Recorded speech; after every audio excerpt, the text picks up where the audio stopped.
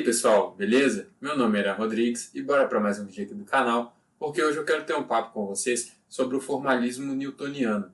Ele foi o primeiro formalismo da mecânica clássica e ele forneceu uma base matemática muito sólida para os conhecimentos da mecânica que se tinham até então. De forma que ele é o principal formalismo que a gente usa para poder descrever os fenômenos do dia a dia e chega a ser impressionante a quantidade de fenômenos que esse formalismo consegue descrever e dar conta. Então é o seguinte, em contatos iniciais a gente pode se deixar enganar às vezes pela sua aparente simplicidade e esquecer da sua relevância, né? Mas fica aqui registrado, só com o formalismo newtoniano a gente conseguiu, por exemplo, né, ir até a Lua e voltar, um feito bobo, né? Mas vale fazer um parênteses, né? Não foi só com ele, obviamente, teve uma série de outros conhecimentos envolvidos de diversas outras áreas, foi um esforço multidisciplinar gigantesco, mas ele foi uma peça fundamental nesse processo. Aí, para citar alguns exemplos do que eu gostei bastante de ver no formalismo newtoniano, então, por exemplo, os conceitos de referenciais não inerciais, o desenvolvimento, como que a gente trabalha com referenciais não inerciais, a física por trás das marés, né, que também é uma aplicação, digamos assim, dos referenciais não inerciais. E, além disso, também movimentos sob forças centrais, eu gostei bastante de ver como que se dá isso sob a ótica do formalismo newtoniano, né? Sendo assim, dada a importância gigantesca desse formalismo, assim como eu fiz sobre o formalismo lagrangiano e o formalismo newtoniano, por completeza, também estou fazendo aqui um vídeo de divulgação sobre o formalismo newtoniano, de forma que a ideia é entender de forma geral ali e passar só por alguns pontos importantes do formalismo newtoniano. Dito isso, né, resolvi dividir o vídeo novamente em capítulos, de forma que eu vou falar primeiro sobre a mecânica clássica, depois sobre o formalismo newtoniano, e depois eu vou fazer uma comparação com os outros formalismos, né, no caso o lagrangiano e o hamiltoniano. Aí eu não sei se os capítulos vão estar aparecendo aqui na barra do vídeo, mas eles estão lá na descrição. Então, antes de falar do formalismo newtoniano, como ele é o primeiro formalismo da mecânica, vamos falar aqui então, inicialmente, sobre a mecânica clássica de maneira geral. De forma geral, a mecânica é a área da física que vai estar preocupada com o movimento dos corpos materiais ou as condições do equilíbrio desses corpos materiais.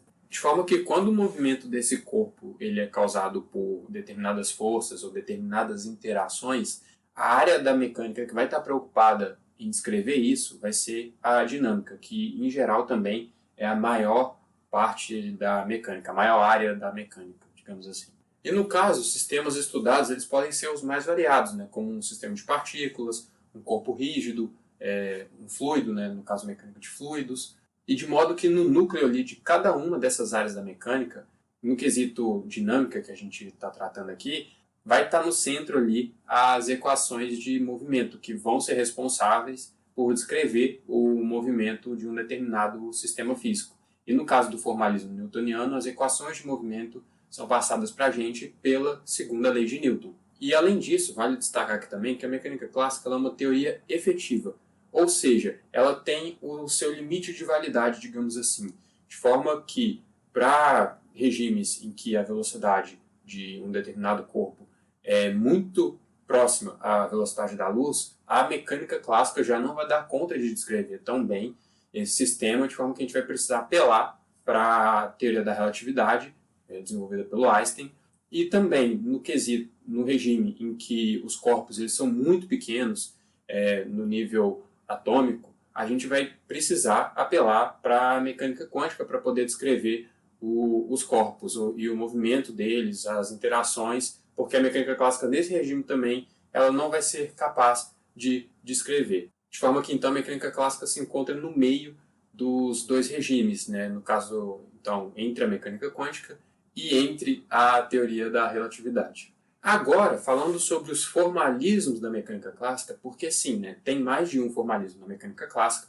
No caso, a gente tem três: o formalismo newtoniano, o formalismo hamiltoniano e o formalismo lagrangiano. Com esses três formalismos da mecânica clássica, a gente consegue descrever os fenômenos mecânicos, e de forma que o formalismo newtoniano, que é o que eu vou trabalhar nesse vídeo aqui, ele vai estar mais preocupado, aliás, não é que ele vai estar mais preocupado, é que ele vai ser mais eficiente em descrever fenômenos corriqueiros e fenômenos do dia a dia, e mais em específico, quando quando as partículas, né, quando os corpos estão sob a influência de determinadas forças, a mecânica newtoniana ela vai lidar muito bem com esse tipo de problema. Já a mecânica lagrangiana e a hamiltoniana, elas também vão ser capazes de descrever os fenômenos da mecânica clássica, só que elas são formalismos mais sofisticados da mecânica, de forma que então eu fiz um vídeo separado para cada uma delas, que eu vou estar deixando no card aqui e também na descrição do vídeo para você ir lá dar uma conferida se te interessar. Falando então de formalismo newtoniano, né, ele foi o primeiro formalismo da mecânica clássica e de forma que ele foi inaugurado pelo Isaac Newton no século XVII na sua obra Principia, que quiçá é uma das obras científicas mais importantes de todos os tempos. E por que a gente pode dizer que o formalismo newtoniano foi inaugurado no Principia por Isaac Newton? Porque é no Principia que ele anuncia as 3 leis do movimento, no caso a lei da inércia, a lei da aceleração e a lei da ação e reação. De modo que com essas leis ele lança as bases para a mecânica clássica. E não foram só as leis do movimento que o Newton enunciou no Principia. No Principia também ele enuncia a sua teoria da gravitação, em que, junto com as leis do movimento, a teoria da gravitação veio compor ali a fase inicial, digamos assim, da mecânica clássica. E por que eu chamei primeira fase da mecânica clássica? Né? Porque é no princípio que a gente tem a primeira formulação matematicamente coerente e robusta e completa também do que o Newton estava tratando, né? Que eram, no caso, as leis do movimento e a gravitação universal. E eu falei no início do vídeo que a dinâmica ela é uma das principais e mais vastas áreas da mecânica, né? Mas por que isso, né? Porque, bom, a dinâmica ela vai estar preocupada de forma bem resumida, em encontrar as equações de movimento de um determinado sistema, para que com essas equações de movimento a gente consiga prever qual que vai ser a evolução temporal desse determinado sistema. E como é que a gente consegue fazer isso no formalismo newtoniano?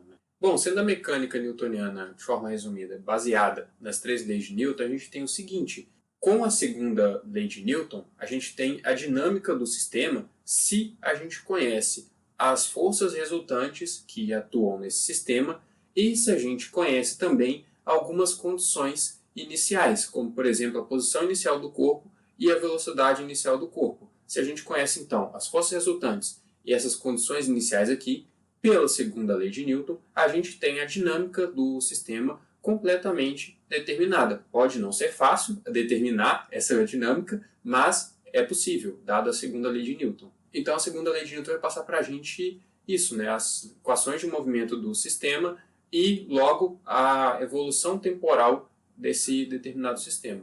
Para fechar, então, a ideia do formalismo newtoniano, eu queria destacar aqui 4 características dele. A primeira delas, né, é que o movimento é descrito por forças, que é uma grandeza vetorial. A segunda delas é que o formalismo newtoniano é baseado nas 3 leis de Newton. A terceira, e que eu não mencionei até agora no vídeo, que é que os princípios de conservação do momento, no caso da energia, eles são colocados à mão, eles não saem diretamente do formalismo. E, em quarto lugar, o formalismo newtoniano é principalmente aplicável para situações do dia a dia.